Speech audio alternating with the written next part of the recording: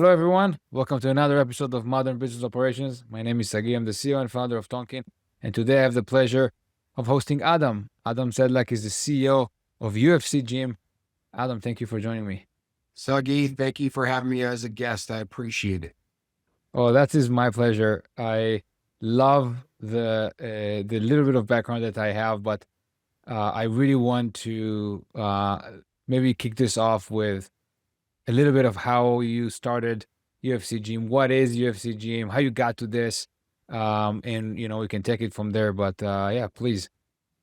Yeah, no, love to. So take a step back.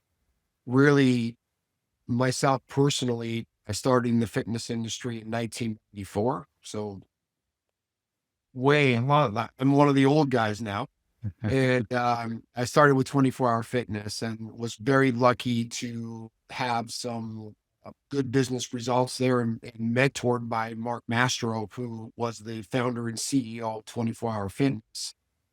He ended up moving me across the country 20 times to learn different DMAs and different profiles of consumers. And eventually, Mark sold the company in 2005 and later left in 2007. And a lot of us ended up leaving as he departed the company.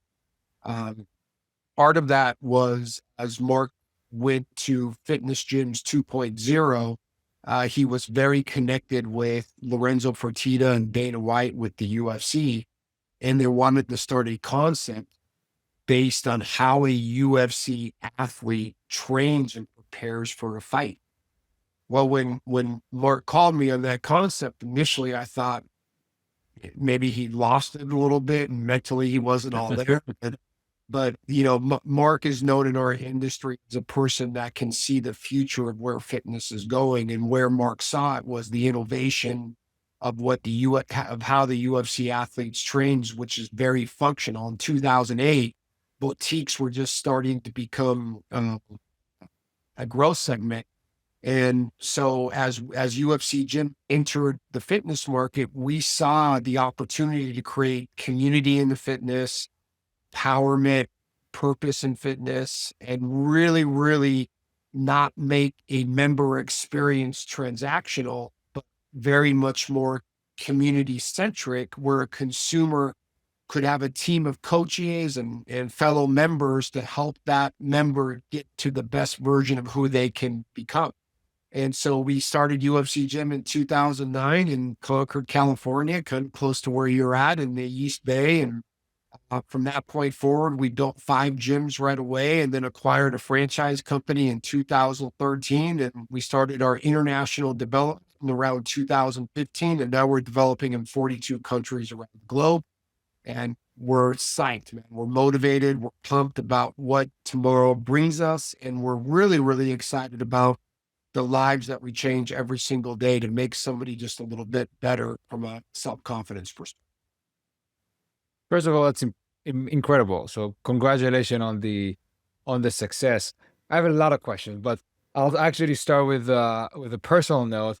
I 100% understand the value. I personally started boxing a few years ago, which is obviously not one to one, but martial arts and as a way to both build confidence, build train as physically as well as mentally. Like I'm a believer. Tell me for a second, or maybe folks listening to UFC also obviously being on the rise. I think popularity. I don't know if it's the last only 5 years or a little bit longer than that, but at least in my radar, it really kind of picked up in the last 5-6 years. Obviously, the President Trump is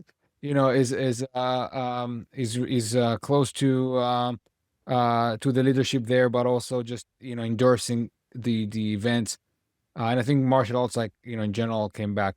I'm sure you feel it, but maybe let me start with a simpler question. Is that training people to act or fight or like spar, or is it just taking the fundamentals of what it means to train to be a fighter, and or a combination of the two? Great question. So think about a member funnel, right? And why people join gyms. So typically consumers will join a gym for a unique value proposition or just to go get a workout on the workout floor, whether it's bench press or curls or cardiovascular activity or what have you. Right? So what we did strategically was we identified how a UFC athlete trained to prepare for a fight. Right? We looked at everything they created a community around them that provided nutritional counseling, boxing, kickboxing, via Muay Thai, Brazilian Jiu Jitsu, wrestling, even a psychologist at times, right, to get their mental mindset the right way. Certainly a strength coach, conditioning coach, all those variables were solved for a UFC athlete. And then you take traditional fitness, the traditional gym or that consumers enroll at. They typically have, $500,000 of equipment. They have some group fitness classes, and they try to have decent hours of operation to allow the consumer to work out when they want to work out. We took both those worlds and we combined them together. And so when you go into one of our gyms, let's say it's 30, 40,000 square foot signature gym, you have $1 million of equipment, you have recovery, things like cryotherapy, red light therapy, compression, massage. You sometimes have an armbar cafe, but that intersects with 600 classes a month, whether it's a youth kids programming, whether it's a boxing class, kickboxing class, daily ultimate training, which is performance based, or I'm sure you'll like this. They have Zumba classes and cycling classes. So holistically, we're not just a gym. We're also a gym that can train you to be just an incredible version of who your potential is through the disciplines of MMA. But we're also a wellness spot where people can holistically eat right and do the right type of recovery services to maximize their results in the least amount of time. And you know this, when you started boxing, there is no modality, there's no piece of equipment saying, hey, do that piece of equipment, it'll give you the same benefits of boxing. Boxing is very functional, right? Your power comes from your core. And it really, when you think about 1, 2, 3, 4, right, there's specific punches that are delivered to be able to drive that workout.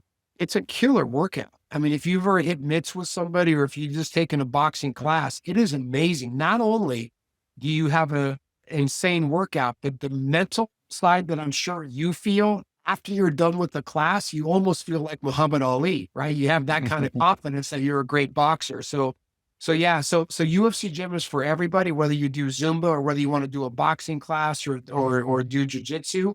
And it's for the beginner all the way up to the expert. So that's what makes the box amazing once you walk into our four walls. Um, that's incredible. I think, speaking of the boxing, so I work with a personal trainer with mitts and everything, but like that's the first thing too. Is like, what's your nutrition? Like, let's talk about like your sleep schedule. Like, there's a lot of things that comes into it, which actually kind of we talked about the consumer funnel. Something I found interesting, and obviously, I'm a CEO. You're a CEO. A lot of the listeners are executives of our podcast. I saw it in my circles. I'm kind of curious if that you know something you guys are seeing and can speak to. Even in public figures like Mark Zuckerberg, start working out. It feels like this become more kind of almost like back to popularity, because I do think it was popular earlier on, especially boxing, but in general martial arts of like coming back to popularity where it is not it shouldn't, in my opinion, but should have never been, but it's not like stigmatized as violent, but instead as as sort of like control. And I see a lot of executives and company leaders of companies going that route. I know on a personal experience, it really helps you actually handle the day to day of like what it is that it takes to be a executive or a leader, and manage that balance, of the highs and the lows, and really focus on you call it functional, which obviously that's probably the right way to call it, but I just call it like the moves, right? Like, yeah, you focus on the moves, you focus on the on the things in the moment, but you also connect to natural instinct of, of being in a fight mode. I personally really like it. I know a lot of executives do. That's kind of my lead up to the question of, is there segmentation to the market that is would more lean into UFC gyms versus natural gyms, more than you kind of your desire that it's probably a good idea for everyone. Do you see like segmentation of this of so I don't want to say society, but just in general that. Yeah, no, I get what you're asking. I mean, training in the vehicle of mixed martial arts has become incredibly mainstream. You're seeing professional football, NBA teams do it because if you think about jiu-jitsu or you think about boxing and the work that you put in and the development and isolation of your core and the different functional movements that you create, it helps you in so many sports. And again, there's no machine that replicates, right? So when you have the ability to train in this very unique modality, and then you start bringing in confidence. And that's what people, are starting to connect the dots with is that when you take these different MMA classes, your confidence goes through the roof. The way you look at life changes. Like if you're a person that has some type of subtle insecurities as you walk through a UFC gym and you're about to join it, and then you participate in our classes where you have a community of members coming together with a coach that's incredibly inspiring, you start changing as a human being. You find what your potential is of what you can accomplish both personally and professionally. We help you engage into that. And it's not just the obvious where you take a boxing class, right? It's what happens before a boxing class and after a boxing class. It's how you spend time with recovery. Do you do cryotherapy, compression? How do you make sure you take care of your body from a nutritional perspective, right? This is a holistic full body change. We've even added something called Alta to our operating system, which is really cool. So typically 85% of the members, they just want to come in and get a great workout, right? Sometimes it's just equipment and cardio, and sometimes it's taking advantage of an incredible class. But there are that segment of consumers that want to fight. The old term flee or fight, right? I mean, they want to embrace the fight because at the end of the day, we're all fighters. And the objective of UFC Gym is to empower that fighting spirit. And so working with the company called Alta, we've set up these 20-week fight camps where somebody like yourself can say, hey, okay, I'll jump into this and you're going to train like a fighter 5 days a week for 20 weeks. At the end of the 20 weeks, you're going to wear headgear, but I'm going to set up a fight for you. And you're actually going to fight another individual in the octagon to really carry out that mission of preparing for a fight and then actually having a fight. Now, it's not about winning or losing that fight. It's the fact that you got on stage, you were prepared, and you were the best person that you could be to take on that opponent, which parallel to that is really the daily adversity that we have every day, right? As a CEO of a company, everybody thinks that your job's cush and that you just make these high level decisions. That's not the case, right? You live in those weeds every day. And so if you can be empowered to take a look at not just your personal life and your fitness life, but your professional life through the lens of MMA and prepare yourself the right way, it makes you good at everything you do, both personally and professionally. Yeah, it's the 20 weeks. Like I think that's like, it's obviously you to fulfill it, you want to go on the fight, but it is the 20 weeks that makes that makes it. I have two topics that I think are actually interesting. One, I do want to talk about later on the youth program. I think that's super important. Uh, but maybe let's kind of like double click for a second into your CEO experience, right? I think two things I kind of like heard and maybe worth double clicking. So first of all, you guys have 150 location, I believe you mentioned. they're not a simple gym like you said. You take a space and put equipment in. There's also a lot of um, there's a lot of importance into the coach themselves. So one thing immediately that came to my mind: hiring is hard in any business and in any industry, but it is extra hard when the half of the product is the staff. Like, how do you guys go about that? Like, how you have a new location, or it's a hard Yeah. job. And especially as the dynamics of hiring a workforce is changing, right? The entry level team member is a little bit different than the entry level team member of 20 years ago. So are wages, right? Wages are getting more and more expensive to operate a business, especially in this beautiful country of California, right? And so, Yeah. so we have all those variables to certainly deal with. And so hiring on the front end is critical.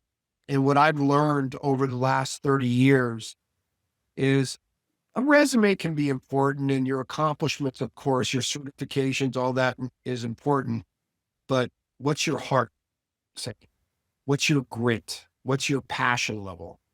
And if you think about the 5 or 6 boxes that you probably check when you hire somebody, every one of those circumstances or times of hiring, you're probably seeing if you engage to that person's passion, to that person's work ethic, their grittiness, and you're really seeing if they want to be involved and engaged in your company or if they just are looking for a job. And you know, people that just look for jobs, right? They just go on to the next best thing that they think is best for them. Whereas people that want to join your company out of passion want to make your company better.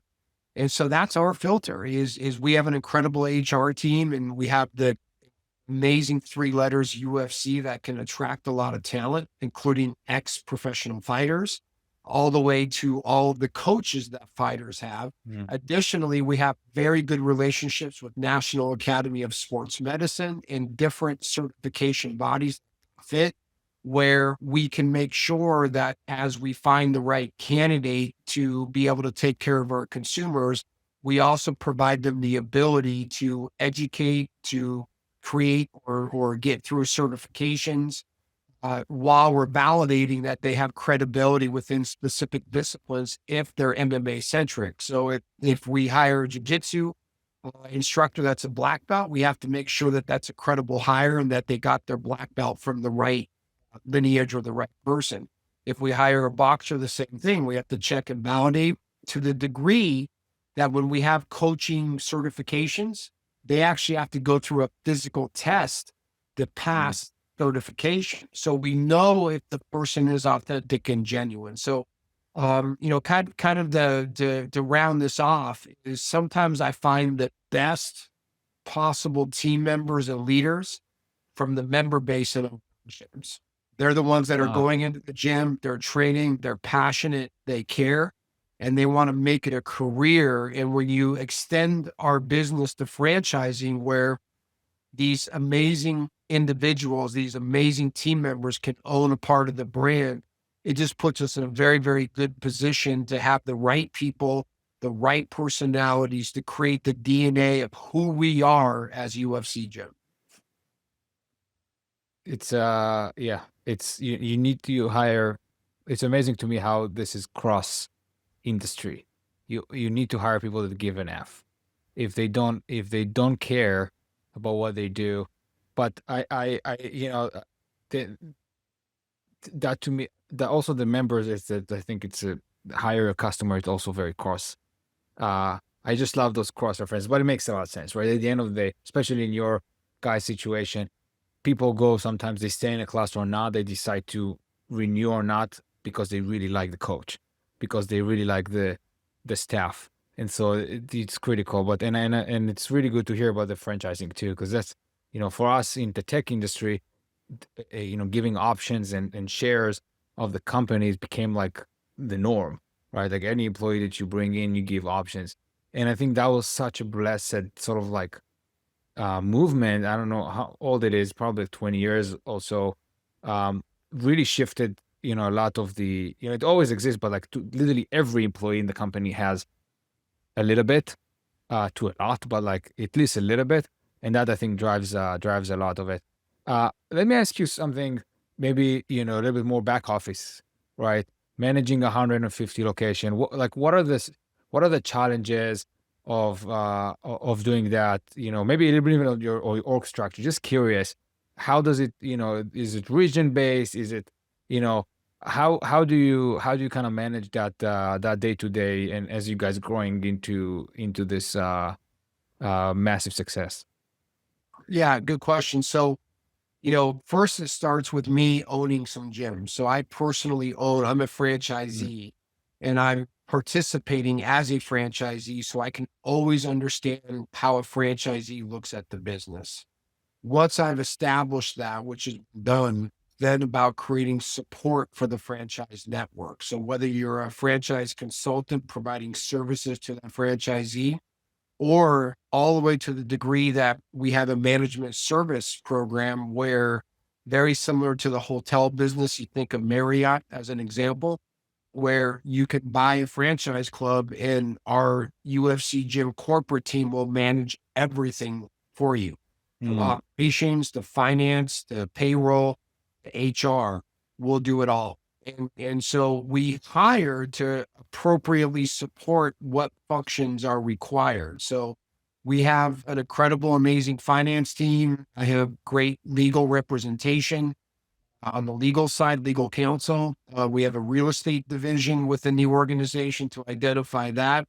And we create the right swim lanes where people are all swimming the same direction, swimming fast, staying lean, so everybody can make decisions and be empowered to really impact change and positivity for the organization. Do mistakes happen? Of course they do.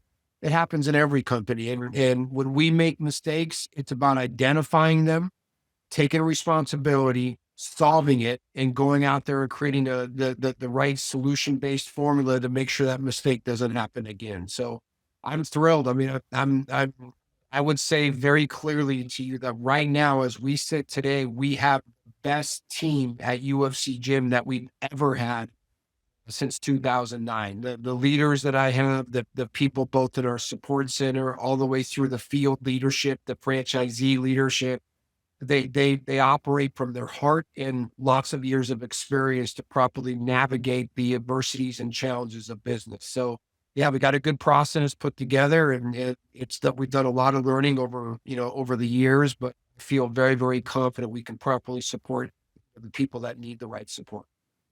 awesome. Well, again, congrats on this. This is exciting. Let's talk about the youth program for a little bit. I think, sort of maybe switching gears a little bit to the cultural place. I think in America, but like probably a lot in the Western world as a whole. The new generation. I have young kids myself. Like they don't play outside as much as I used to play outside. Right? They don't get, you know, their knees are not as bumped as mine was. You know, like there's all this area, and then there's obviously a lot of other stuff. Social networks. That mine are too young for, but there's a like again, I'm sure a lot of people listening to this have kids, and maybe put them in, karate or things like that. I think the mixed martial arts, the more um, structured programs are taking more of popularity. Do you think uh, we? Do you feel like this is something that you see get to a point where I think in the 90s, like karate was like very popular thing to send your kids to, and then it kind of died a little bit off. How do you see about that? So generally, basically, first half of the question is a general question, and then specifically what you guys are doing with your youth program, and maybe some anecdotes that you've want to share. Uh, Listen, I fear modern day conveniences. I fear where AI is taking us, which is a reduction of calorie expenditure, a reduction of community-centric activities where people correspond, communicate with one another real time.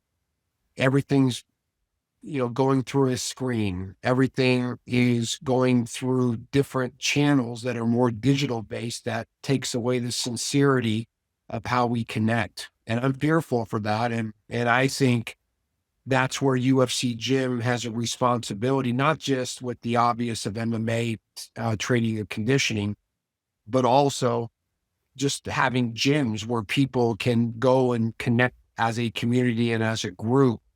So those personal skills, those personality skills remain intact, especially as technology continues to advance.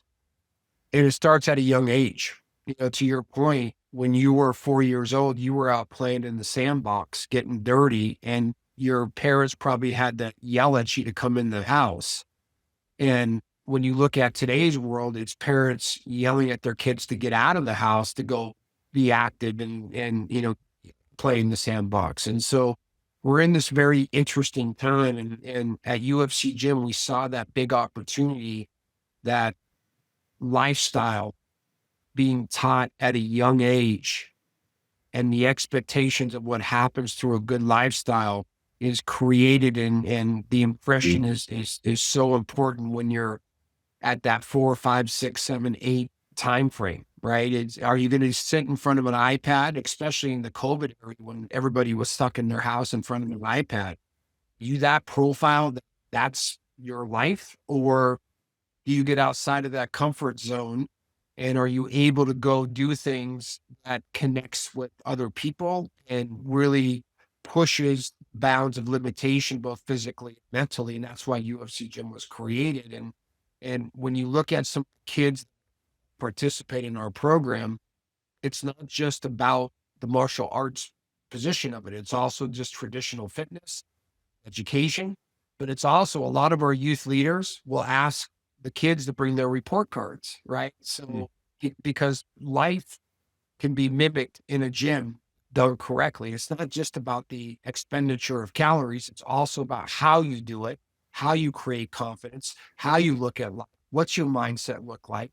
Every person, and certainly every child, has their own lens, right? They all look at life differently.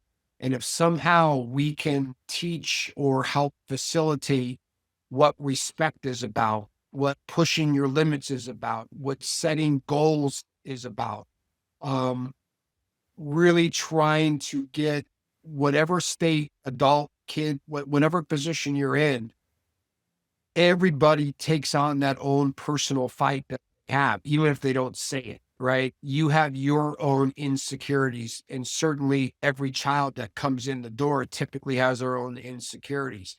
So we need to try to figure out how to overcome those insecurities and get people, kids, adults, very comfortable in their skin, very confident in their skin, to be able to take on the adversities of life, not just today, but as they get older, become young adults, and certainly, down the road, mature adults. And so that's the objective and mission of UFC. Yeah, I'm a big believer. I think the US culture, I think, uh, does stand out where it comes to the importance of of sports and team sports, right? In sort of like raising kids. But I think, that in the last sentence you really touched, I think, on something that is important, that I do think is unique for martial arts is it's a combination of the discipline that you do have on other sports, but moving it from competitive for the sake of which, by the way, I believe competitiveness is very important trait to develop, but not only the competitiveness of it, but also sort of like the confidence in oneself, sort of like strength and ability. And for me, it's just like for parents that maybe have nothing to do, they have know nothing about martial arts.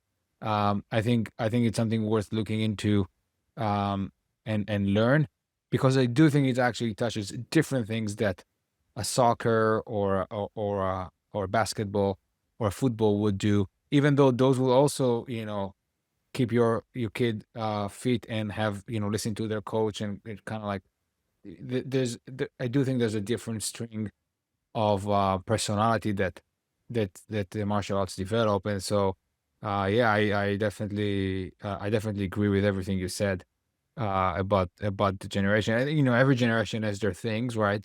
This new generation is going to be much better than us in some other things, uh but you want to make sure the fundamentals kind of like go from generation to generation, uh, of respect, of being part of a community, like you said, but also of who are you as part of that biggest narrative. And sometimes you really need to go to the fundamentals of, you Well, know, yeah, I mean, well, think about your role as a CEO, right? And yeah, you are out there gaining new clients, new customers, but you know what? Sometimes you don't. Sometimes you yeah, lose that potential customer. And at an early age, the reason you're a CEO and more than likely a successful CEO is because you learned how to deal with the adversity of not winning all the time, but instead of being depressed and living in the moment of not winning, what you're doing is you're identifying how do you win next, right? How do you adapt and how do you change? And what skills do you need to provide, or what value proposition does your company need to assert? So next time you're in that same situation, the W will be yours. And that is very, very clear that as life continues to age us all, we all get brought up differently, right? Some people are brought up in a very competitive environment and some people are not, and that's okay. Everybody's entitled to live the life that they want to live, but we need to be able to provide places, opportunities for people that want to truly push their limits and truly excel in whatever that they want to do. How can we create consistent alignment from a personal health standpoint, right? How can we create that alignment from a fitness community standpoint to allow you to assert that into your professional life so you can take on those adversities? absolutely.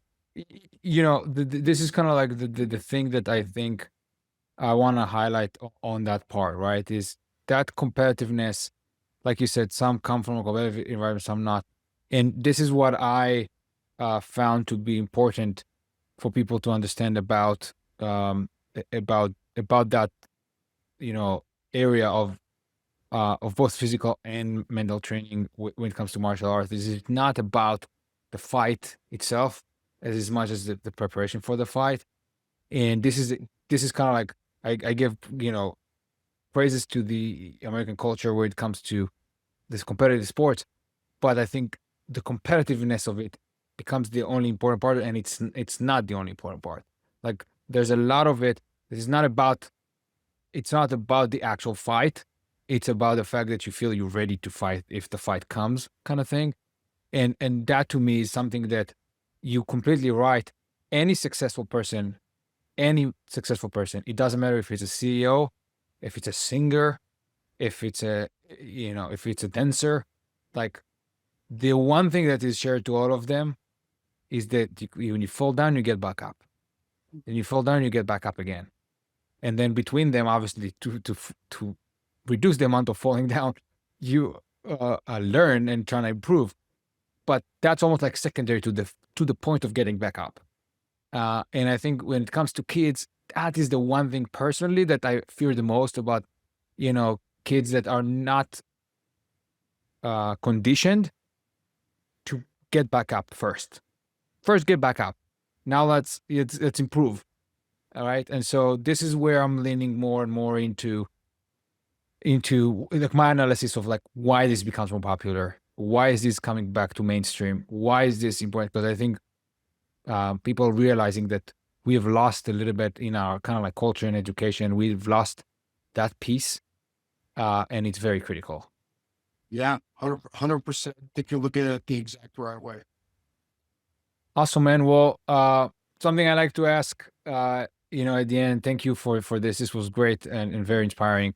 What is maybe something that you've heard early in your career, advice or an idea that really would inspired you and like stayed with you? Well, I'm kind of a simple person. Thank God for gyms, because gyms weren't here. I don't know what I'd be doing professionally. So it's the only thing I know. From a business perspective, every one of us has challenges, and we all carry our own set of emotions.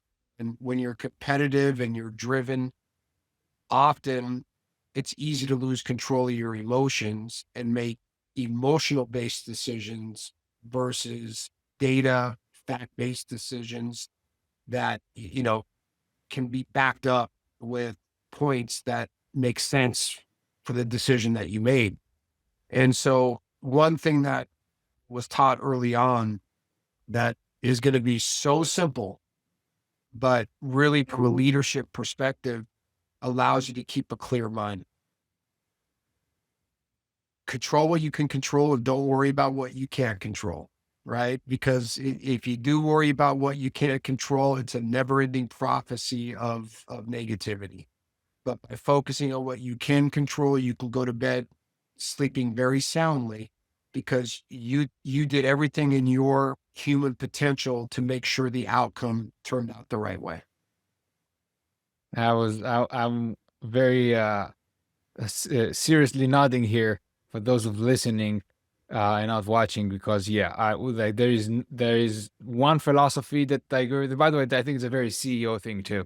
Like you cannot be bothered by things that you can't that are not in your control. There's enough things, and I 100% agree. Hey man, this was awesome, Adam. Thank you so much.